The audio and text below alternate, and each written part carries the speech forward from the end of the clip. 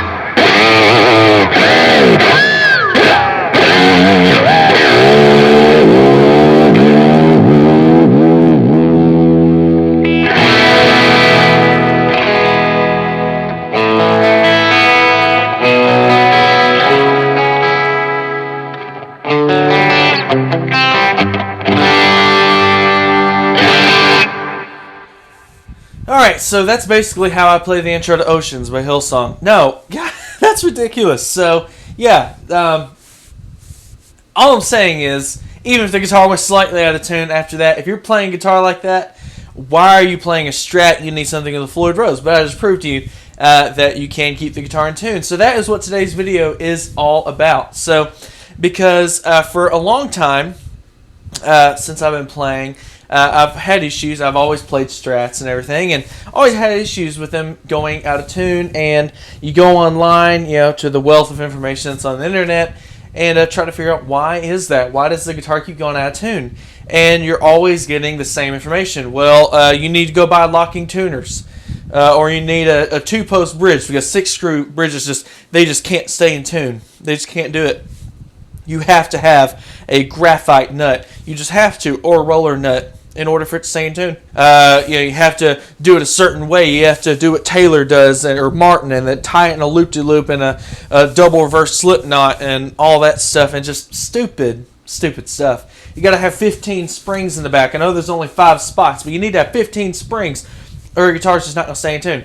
And I'm here to tell you that essentially it's all BS. You don't have to do any of that. This is a completely stock Strat style guitar. Obviously this is MJT, it's not a standard Fender, but there's nothing fancy or special about this guitar that helps it stay in tune. So what I'm going to do today is go over the things that I do to my guitars and how I set them up, how I string them, because that does play a little bit of a factor in there, and some things that you can do to help keep your Strat in tune. And I'd say you can get your guitar to where it stays in tune 99% of the time. Obviously, because the guitar is an imperfect instrument, you're never going to get to where it's 100% of the time always going to stay in perfect tune. But as you heard there, I went completely nuts just trying to tear the bone out of this guitar, and it was in really good tune at the end of all that. So that's the kind of stability that you can come to expect when you're dealing with this guitar. So without further ado, let's get started. So starting at the head, this is where a lot of people set themselves up for failure, and I see this happen a lot. A lot of guys talk about their tuning stability being bad, or the guitar's not wanting to stay in tune, and the first thing to do is go out and spend, or let's just be honest, waste their money on a set of locking tuners. Just so you see, those are standard vintage style Kluson style tuners.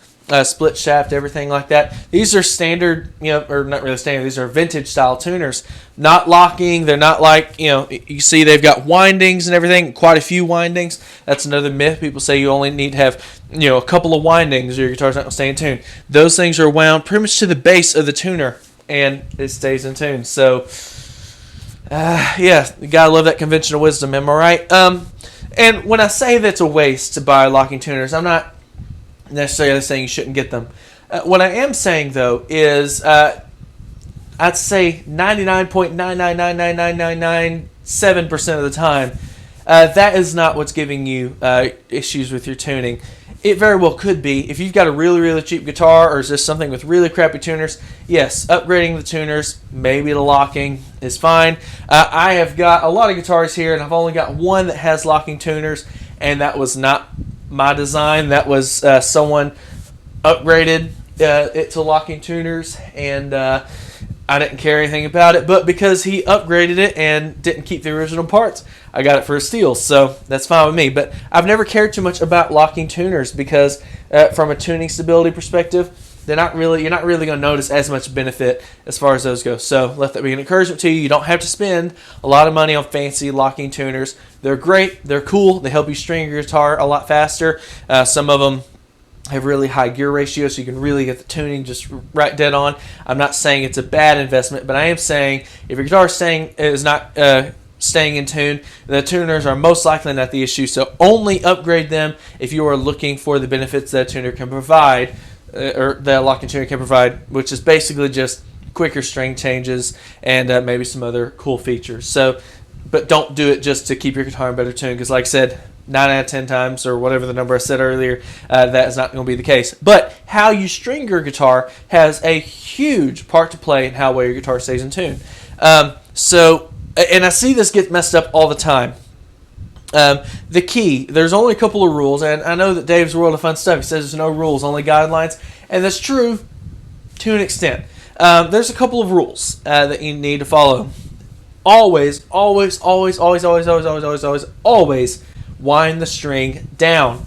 I'll show you what I mean. Look at how the string goes, showing on the low E string there. Hopefully it'll kind of focus. You notice how on all of those, the string winds down to the base of the headstock. The strings go down. You always want to do that. You never, ever want the strings to go to wind upwards. And you never, ever want them to cross over. Sometimes you'll have that happen where you have a couple too many windings. You know, I wind mine all the way to the bottom. But on these style tuners, if I left the string too long and it wants to wrap over itself, that's going to cause a lot of problems. It's not going to seat properly. So, honestly, I do that just because of my OCD. I've just always done that. I've never had any issues with it. And quite literally just proved to you that it works. So there's no reason for me to change it, in my opinion. In fact, on the high E and B string, I don't even cut those strings. I just stick them in the hole there and just wind them up, and yeah, perfect. So that's how I do it.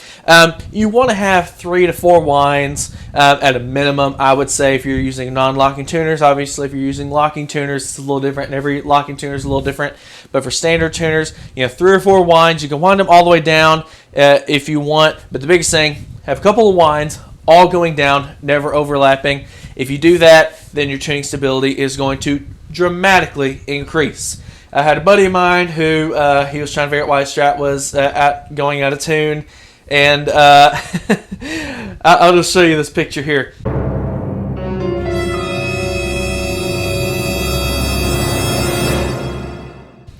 Obviously, there's some problems here. You got strings that are wrapped in really weird ways.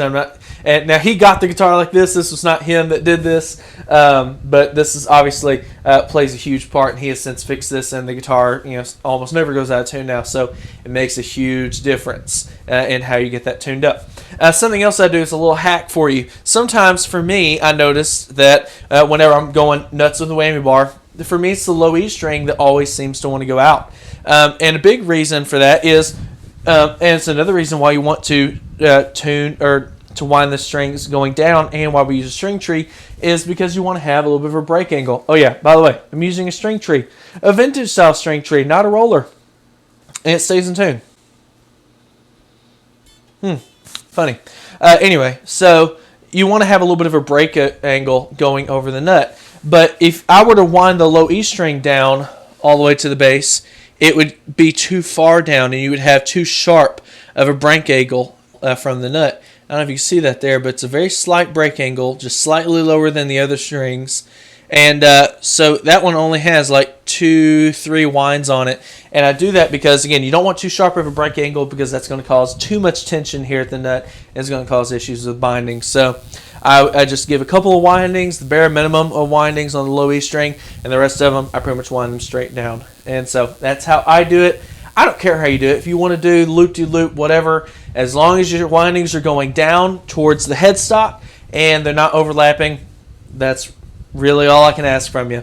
Now, I will say, on a Strat-style headstock, you definitely want to have plenty of winds on there because you want to minimize contact with the string tree.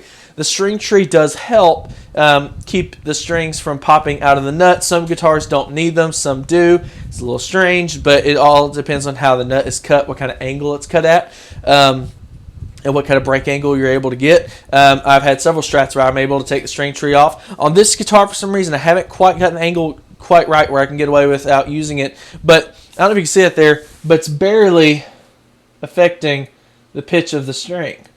Just slightly. I don't know if the camera's going to pick that up. But you don't want to have a whole lot of contact there because, again, that's going to create friction. And that's why a lot of people say upgrade to a roller tree. That's fine. Put a roller tree on there. But, again, if you just string your guitar properly, or at least what I consider properly, which is the most amount of winds you can do going down without overlapping, I'm going to keep saying it till you get it, then you're going to notice that you're going to have much better tuning stability, and you may not even need a string tree. If you can get away with not using it, take it off. I'm just using it to keep the strings from popping out of the nut. So that's all it's used for. You never want this to be a big contact point, so make sure you have the most break angle possible from winding the strings downward without overlapping. Have I said that enough? It's time to move on. All right, the next thing that's going to make your guitar go out of tune. Now I'm going to say that whatever number I said earlier, I think it was like 99.999999997% of the time, the tuners is not what's causing your tuning stability. That is because 99.999999996% of the time. What? It's the nut that's causing your guitar to go out of tune. Your nut not being cut properly. Sometimes guitar players, especially Strat players, most of the time these stock Fenders are coming out of the factory with 9s or 10s, and we're all Stevie wannabes, so we put 12s or 13s or 11s on our guitars for whatever reason, and you wonder why the guitar is going out of tune. It's because your guitar was not designed for that. You have to replace the nut in order to allow it to sit properly. Now, this nut is cut pretty perfectly. The camera's not going to pick that up there, but it is cut pretty perfectly for 9-gauge strings. That's what I use. And the biggest way to tell if your nut is cut properly is to simply tune your guitar. If you hear a high-pitched ping kind of sound like this,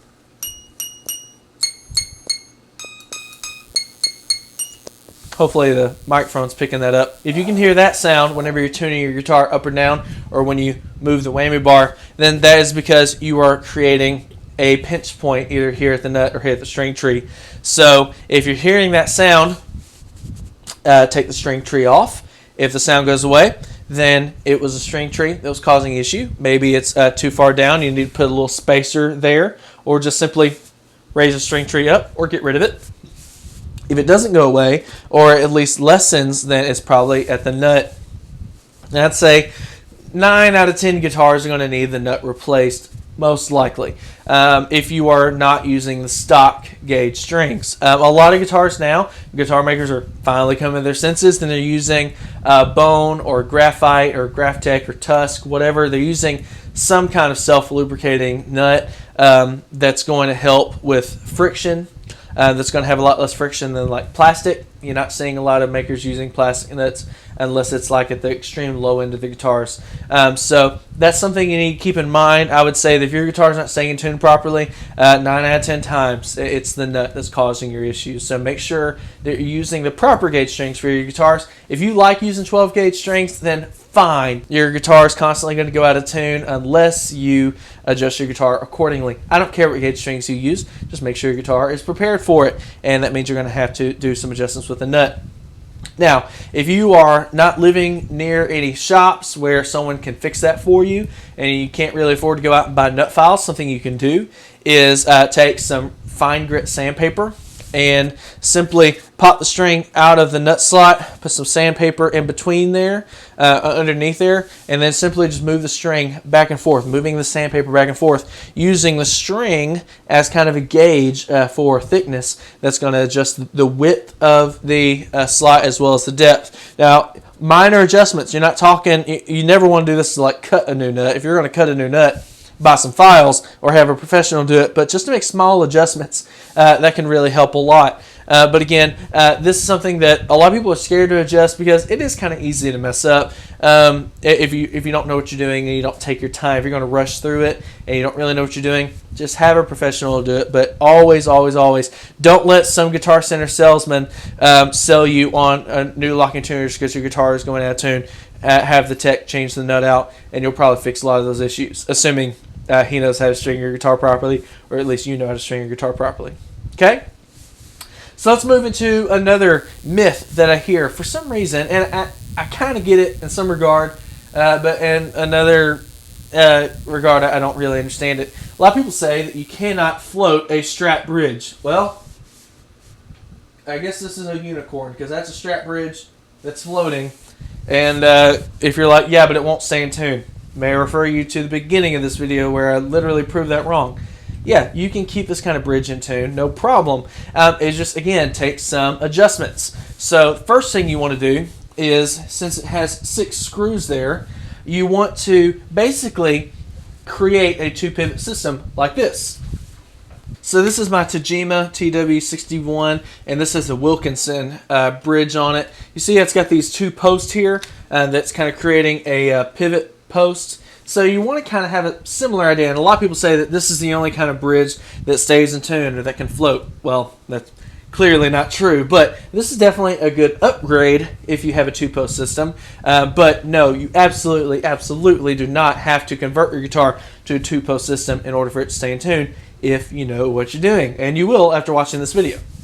So what you want to do is kind of mimic a 2-pivot system. So what you're going to do is the 2 outer screws here are going to be your main pivot post. It's going to be your main point of contact with the bridge. And then the 4 inner screws, you're going to raise them up a little bit. You still want them in there just to hold the bridge in place. You could, I guess, theoretically take them out, but just raise them up slightly so that it's keeping the bridge in position, but they're not going to be getting in the way when you're moving the bridge up and down. And so what you want to do is just tighten it down as much as you can, the 2 outer screws, as much as you can before it starts to raise the bridge, and then back it off a little bit beyond that, because you want the bridge to be able to move freely up and down, unless you're wanting to hardtail your bridge, which we'll get to in a second. But for a standard bridge setup or a floating bridge setup, that's how you want to do it. Okay? And that's pretty much it.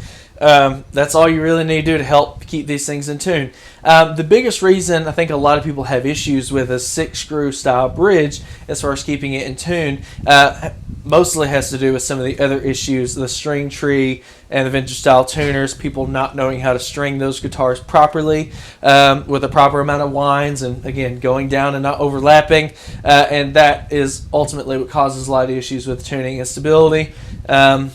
At least in my experience, that's where most people find their issues. Has nothing to do with the bridge. Now, if you are doing a lot of the crazy whammy bar stuff I was doing earlier, yeah, a Floyd Rose or a 2-pivot system might be the ideal way to go. But for me, I've got a lot of guitars here. I don't do a lot of crazy whammy bar stuff, and I have no problem using a 6-screw Strat bridge and keeping it in tune pretty perfectly for what I need.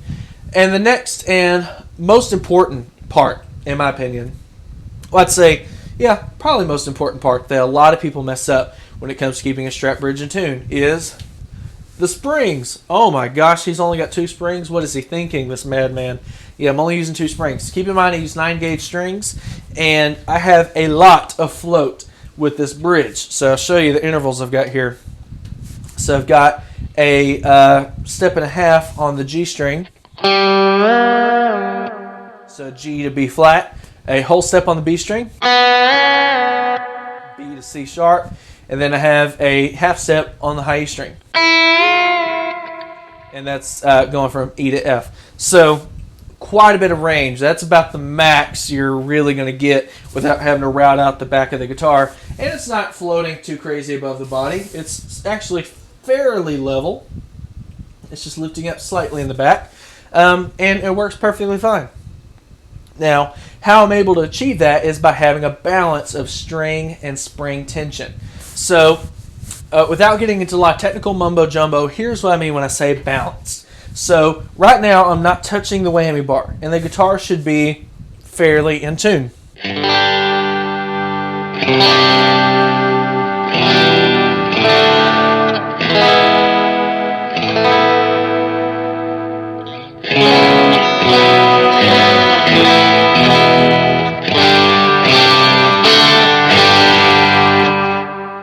You hear the guitar is pretty well in tune.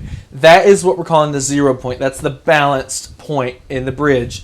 So how you know your bridge is out of balance is when it's not returning to that 0 point like it's supposed to. I can move this bridge wherever I want, up and down, left and right, whatever. I'm moving the bridge as much as I want. But when I take my hand off the bar, it should always go back to the 0 position, as it just did, and the guitar should be in tune. If your guitar is really flat or really sharp or just kind of all over the place, whenever you let go of the bar, your tension is not balanced. So what you have to do is take the back plate off. Most of the time these guitars have a back plate on them. Take that back plate off and take a look at how many springs you got there and how they're set up. Now, with 9-gauge strings, with the setup I use 2 springs. Here's what's weird. See that gold Strat right there, my Lincoln Brewster style Strat? Same exact setup. I use the same strings, same bridge, same everything. That guitar needs 3 springs. I don't know why. It makes no sense. I have the exact same intervals. It's set exactly the same, but it uses 3 springs. I have no idea why. It's just how the chips fell on this guitar, and you'll have to experiment. Again, there's no rules, only guidelines. A lot of people, if they're only using 2 springs, will set them at a slight angle just to give a little bit more tension to the springs. I did try that, but it was a little too much tension for me. I wasn't getting the intervals I wanted. So I just went with the 2 springs going straight. Some people do kind of the little pyramid setup with 3 springs, and a lot of people don't like that. The reality is tension is tension is tension is tension is tension. I don't care how you set your springs. I don't care how many you use. I don't care what configuration you have. As long as it is balanced, meaning when you're not touching the whammy bar, your guitar is in tune, or at least mostly in tune, that is what you're going for. And for it to always go back to that position. So typically, the rule of thumb is for 9-gauge strings, 2 or 3 springs. For 10-gauge or 11-gauge strings, 3 or 4 springs. And anything heavier than that, you're going to need to use 4, maybe even 5 springs. It completely depends on what kind of setup you're going for. But don't be afraid to take a spring out or to add a spring to see how it adjusts the tension. Now, essentially, there's 3 different ways you can set your Strat bridge. So the way that they are technically intended to be used is what is called synchronous. So that's why sometimes on like old style Fender Strats will say synchronized tremolo. That is because it was set to be flush against the body. That's why a lot of people say you can't float these, when quite obviously you can, but a lot of people say you can't float these because they were technically designed to be resting flat against the body like this, and they were meant to only go down. You can set it up however you want, but that's one way, synchronous, or down only, or dive only is what a lot of people call them. Then you have floating, which is how I have it here, meaning I can go up and down with a pitch. And then you can hardtail it, which basically means you might as well throw the whammy bar away because you're not going to move that bridge. So if you're wanting to set your guitar for hardtail, then remember what I said earlier about adjusting these screws. Just tighten them down pretty much as low as they'll go without raising the bridge, because some of these have a knife edge, and when you tighten them down too much, the bridge wants to float up. You'll just kind of loosen it to where the bridge sits flat, and then tighten your springs. You might even add a spring in here till the bridge is sitting flat, and then you're good to go. If you want it to be hardtailed, then you add even more springs and just crank it down as much as you can so that no matter what you do with the whammy bar, it's not going to move. So that's essentially how you set up a Strat. Now there's one more thing I wanted to talk about on a floating style bridge. Now, I don't care if you're using a Floyd Rose. I don't care if you're using a 2-post system like I was showing you earlier. I don't care if you're using a PRS. It doesn't matter. If you're using a floating bridge that uses springs, you're going to run into a couple of issues that can't be tweaked out. For instance, if I'm doing what's called a pedal steel bend, Pedal steel bend is simply where I'm keeping one note static and bending another note. You will never get that perfectly in tune without some modifications. I'll show you a riff that is impossible to do properly on a floating bridge.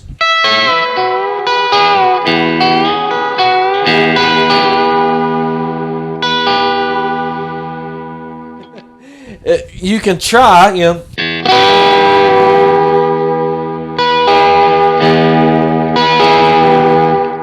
You'll never get the intervals quite right because whenever I bend a string, watch what happens to the back of the bridge. Notice that wants to pick up a little bit there. So that's because I'm increasing string tension, so therefore the spring tension wants to increase. Balance. It's trying to keep everything moving in the same intervals in the same direction. Okay, so that's what happens when you're doing a pedal steel bend. Well, let's say I'm doing the opposite thing. Let's say I'm trying to go to drop D.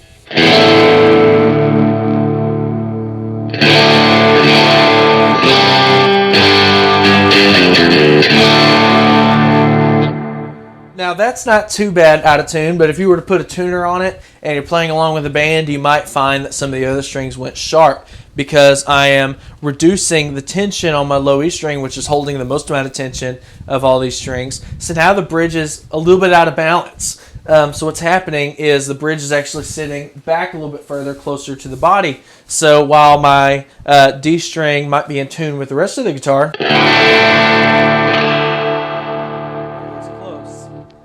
what's happening is now I might be a little sharp from the rest of the band. There is something you can install on your guitar that's an aftermarket part that will help to keep your guitar in tune if you're doing a lot of pedal steel bends or drop tuning, but you still want to keep a floating bridge, and that is it. This little guy. This is a Super V Maglock tremolo anti-deflection device. So this looks kind of like a spring, and it installs on the back of the guitar like this.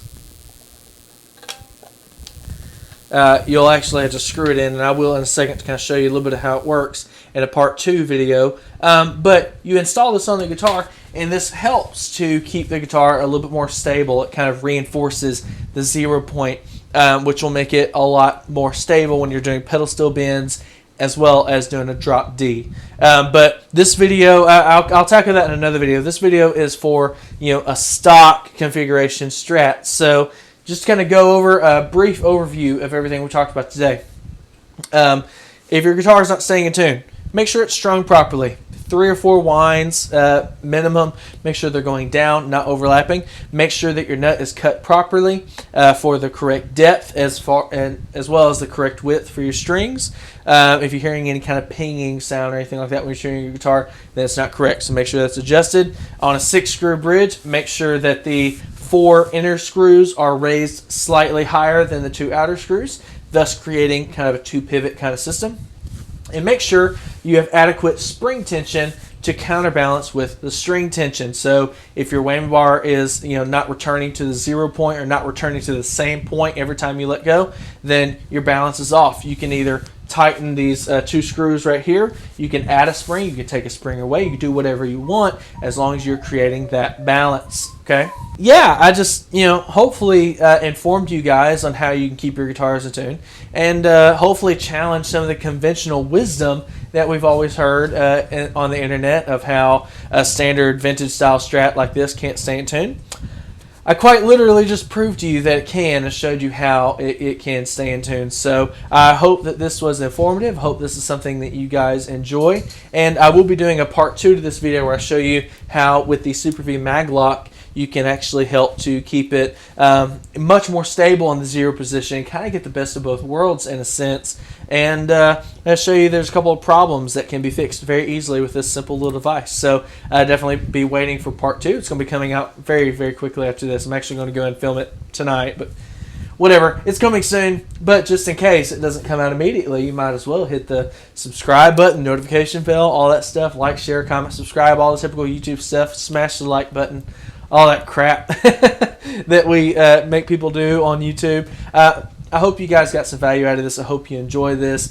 Santiago, I hope you enjoy this video, buddy. Hopefully this helped answer your questions. And definitely stick around for part 2, because I think you're really going to like this device and what it can offer to your tremolo. So, guys, thank you so much for watching. Hope you all have a blessed day, and I'll see you in part 2.